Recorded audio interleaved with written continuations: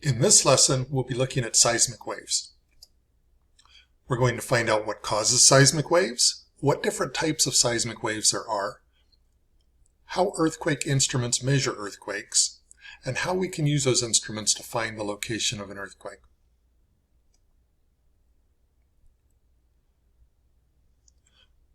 When a fault in Earth's surface breaks and the rocks move, an earthquake happens. The location where the rocks break is called the focus of the earthquake. That's usually deep below the surface. The spot on Earth's surface directly above the focus is called the epicenter of the earthquake. The movement of the rocks during the earthquake sends seismic waves radiating out through Earth. There are three kinds of seismic waves. Primary waves, which we call P waves, are longitudinal waves that move through the Earth's interior.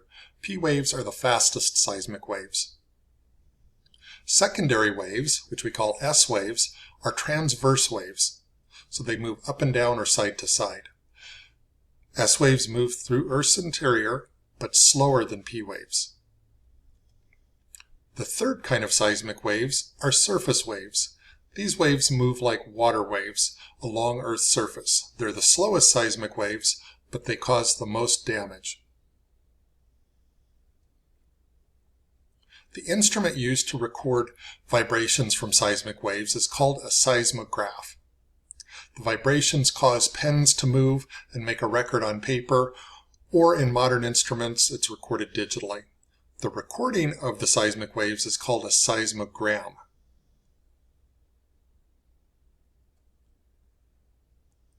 Remember that P waves travel faster than S waves and S waves travel faster than surface waves?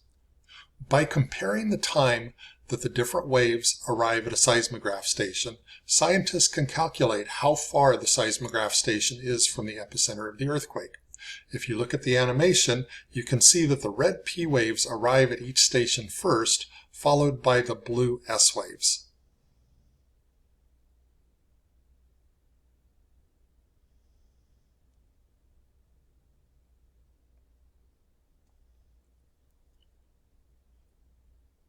Because the difference in arrival time of the P wave and S waves let a seismic station find the distance away that the earthquake happened, this can be used to find the epicenter of the earthquake. Let's see how that would work. Imagine that an earthquake was detected by scientists at a seismograph station in Atlanta, Georgia, where the red dot is. By comparing the seismic wave arrival times, the scientists know how far away the epicenter of the earthquake was. They know it was somewhere on that red circle, but they don't know what direction, so they don't know where on the red circle. So they compared their data with the seismogram recorded in Chicago, where the green dot is. Based on the distance of the epicenter from Chicago, it has to be somewhere on the green circle. That means there's two possible locations for the earthquake, shown by the red dots. One is near Springfield, Missouri, and the other is near Pittsburgh, Pennsylvania. But there's no way for the scientists to know which location the seismic waves started from.